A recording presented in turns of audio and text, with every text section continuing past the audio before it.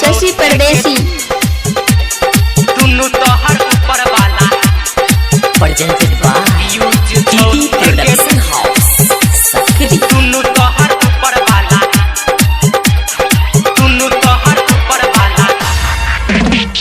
काचे उमर में भेला रे खोर, काचे उमर में भेला रे खोर,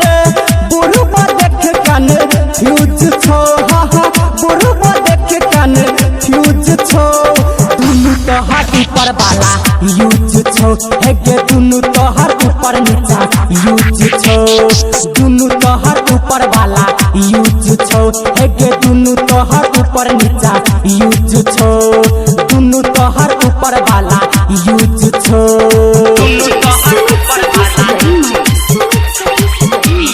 शशि परदेसी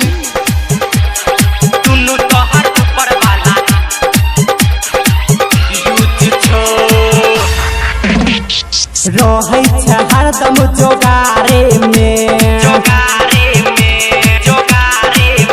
हेगे घूमै छे बीच बाजारे में, रहे छे हरदम जोगारे में, घूमै छे बीच बाजारे में, छौरा सब धके पटक देतो, ऊपर से तोरा लटक देतो, हेगे फूलल फूलल लागै छौ जेना फ्यूज छौ, हेगे लागै छौ जेना फ्यूज छौ,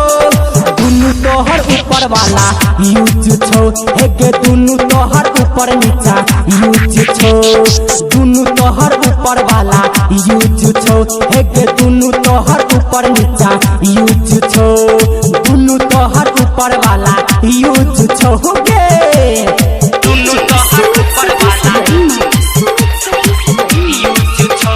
शशि परदेसी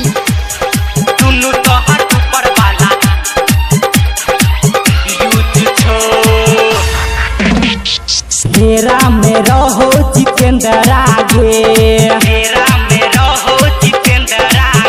हेगे लागै छ तू तो 76 आगे,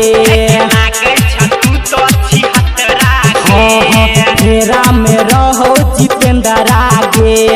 लागै छ तू तो 76 आगे, फोन से करे छ बात गे, हमरा तू केला एकात गे, राघव रविंदर देख के से हो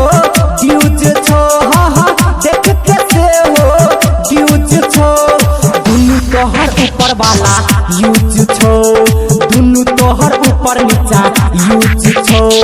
दुनु तोहर ऊपर वाला यूज छो, हेगे दुनु तोहर ऊपर नीचा यूज छो।